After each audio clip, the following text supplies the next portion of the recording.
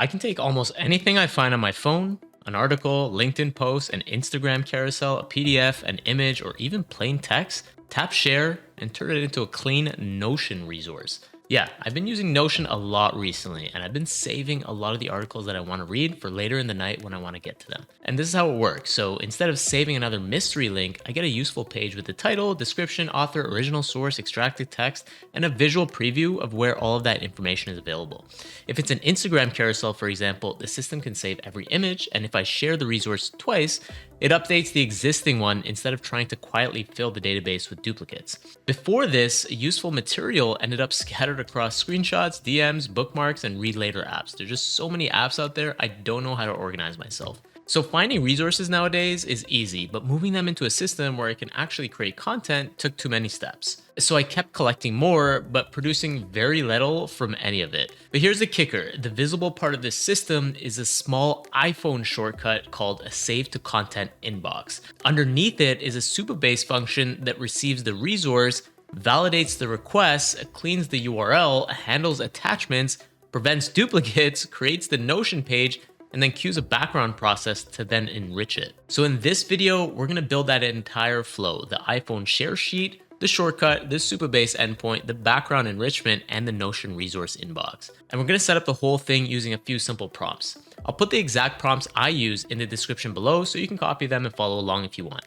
By the end of this video, you'll have a functioning version of this very own workflow connected to your own phone and Notion workspace. You can start using it immediately, and then you can adapt it and expand it as you discover and decide what else you want to capture. So let's start with the one action every mobile app surely understands: share. And don't worry, you're not going to have to create a developer account or anything like that. So let's get started. Okay, so by the end of this, you'll have something that looks like this. The reason why I wanted to show you this first, the resource inbox, is because it's really cool what the flow is able to do after going back and forth a little bit with the prompting. Honestly, I didn't touch a single line of code here, but I do want to show you some of the elements that include code so you know exactly what's happening. But you could go back and forth with your AI agent. I'm using Codex in this example for this build, but you can use any AI agent you want. The key that you need to focus on is making sure the connectors are done properly. So firstly, I want to show you that this resource inbox that I have has accepted sharing from a multitude of different platforms. So you can see I've included LinkedIn, Instagram, YouTube, so on. I mentioned in the intro that I really like using Instagram because there's a lot of great carousels out there right now. One of them, for example, is this introducing Claude for teachers. For example, I came across this carousel and I wanted to save all the information in it because I thought it was really good. However, I went back and forth with the AI agent to ask it specifically to be able to pull, whenever I give it a carousel, the images from each carousel. And now it can take each one of these images, parse information from it. So anytime someone posts a carousel on Instagram and says comment below for the blah, blah, blah, and then you have to sign up for their newsletter. Not a huge fan of that. I've done that quite a few times and I end up having to go down a rabbit hole for the creators' information so that I can actually get access to their great content. So I think this way is a really nice way of being able to pull some of that information without having to go through the rigmarole of potentially signing up through obscure methods to get the data from the creator. Similarly, this video, for example, I saved from Instagram and it extracted all of the text from it here. So it actually shows here that I'm getting a little bit of an issue, but you could imagine that all of the text could be transcribed accordingly because it's all AI. So without further ado, let's jump into how I was able to do this. Firstly, I'm using, like I said, I'm using Codex. I just created a new chat here. The key things that you need to focus on is making sure that you have your connectors done properly. So in this build, it's going to be Supabase and Notion, right? And I'm going to be using Codex specifically as the architect to build everything out for me.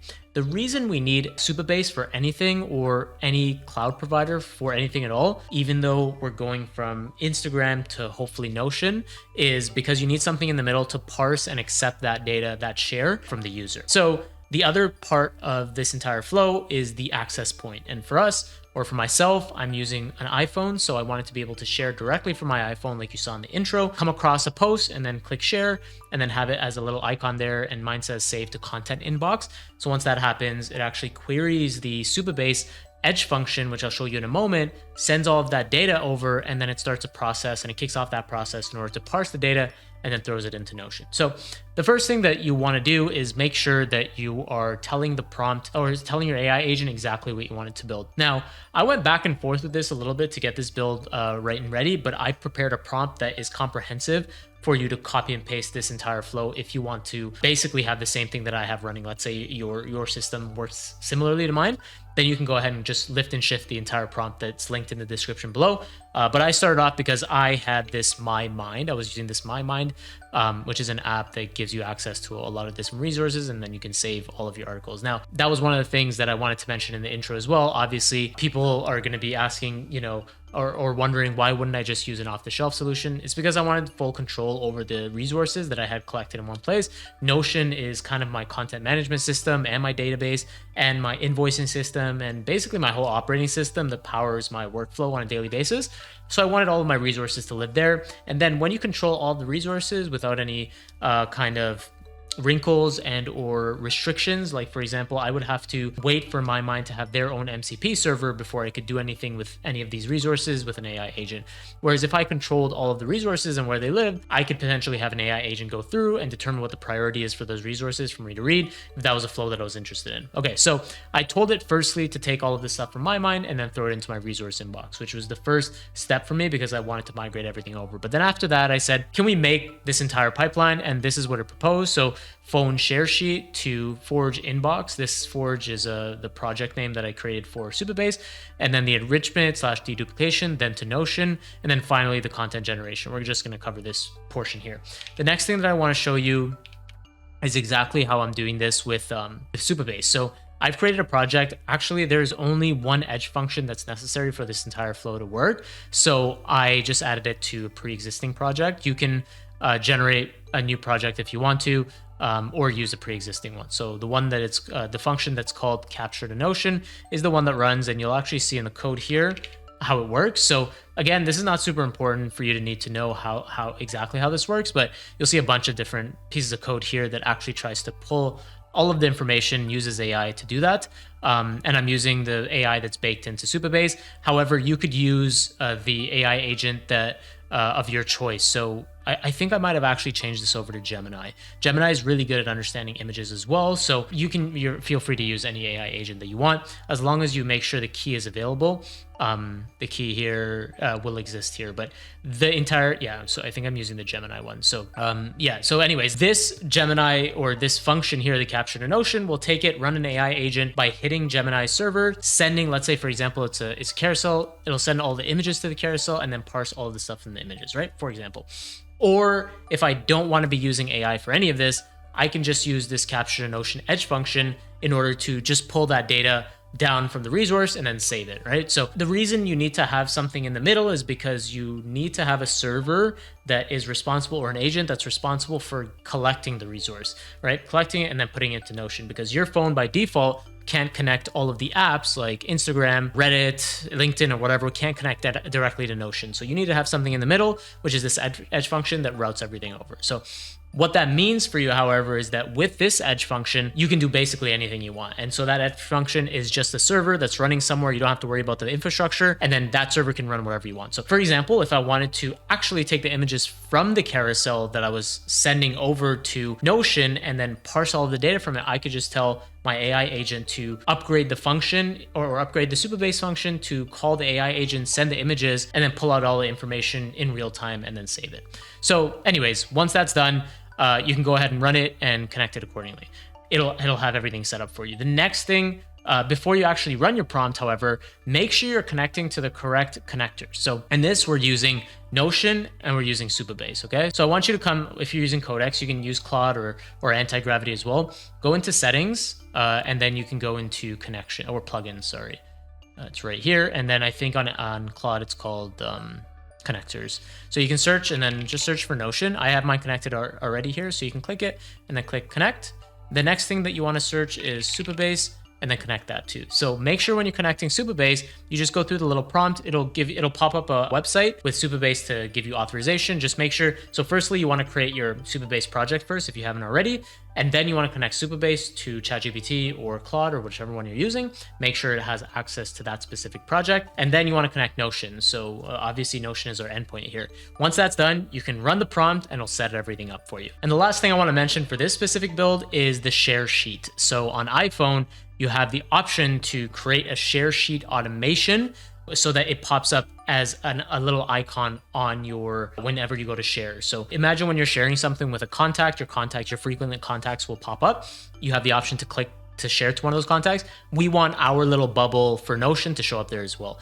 So this is what we call an iPhone share sheet. It'll architect and create everything for you. The only thing that I had a little bit of a challenge with was setting up the automation, the shortcut.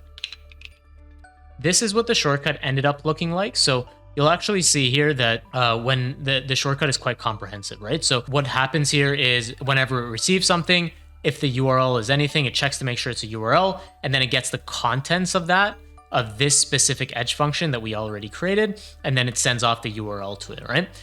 It does this using post calls, so it's a HTTP request. You don't need to know how this works. And if you don't know how to set up shortcuts on Apple, that's absolutely okay. I set it up on my Mac. I don't know how to set up shortcuts. I'll show you how I did it in a moment. I set it up on my Mac and it immediately showed up on my iPhone. So shortcuts are really nice. You don't have to worry about finagling with it on your phone. You can just set it up on your Mac if you are using a Mac, and it'll automatically show up on your iPhone. Now, the secret here is that firstly, I don't know how to set up shortcuts myself, especially with all of this random jargon here. It has its own specific kind of language, it seems like. So all I asked ChatGPT to do was set it up for me. So I said, use the system that you have available to you and set up the shortcut for me, and then test it. And it did it all for me. So I've also included that in the prompt. You can go ahead and just copy and paste in. So a couple things that you need to do first: make sure you set up that Supabase project, connect that Supabase project to ChatGPT or Claude, whichever AI agent you are using, and then connect Notion to whatever AI agent you're using. Once that's all done, run the prompt and it'll set everything up for you. You may have to go back and forth with it a little bit to say like, hey, set up the shortcut for me. If it asks you to go and do it manually, just say, you do it for me, use the computer use model. You should be good to go. So hopefully this one helped, and I hope you have a good time sharing all of your resources. You now have a fully functioning capture flow. You can find something useful on your phone, tap share, choose save to content inbox, and move on, no matter what app you're in. The shortcut understands the input, Supabase protects, deduplicates, and processes it. Notion becomes the durable resource library where everything arrives with enough structure to be useful later. But the last part is the real payoff. These resources now live in the same system where they can eventually become ideas, scripts, posts, carousels, and videos. If you want to build a system like this for yourself, all of the prompts we use are in the description below. Copy them, get the first version working, and then shape the system around the material you collect. Next, I want to connect this inbox to a workflow that reviews new resources and turns the strongest ones into content briefs. If you want to see me build that, drop a comment below. But a question for you: what do you save the most from your phone? Articles, social posts, PDFs, screenshots, or loose ideas? I've been finding a lot of great resources on Instagram recently, which is what inspired me to build this. Tell me which input your version needs to handle. And for more practical AI systems without the hype, subscribe so the next one finds you. See you in the next one.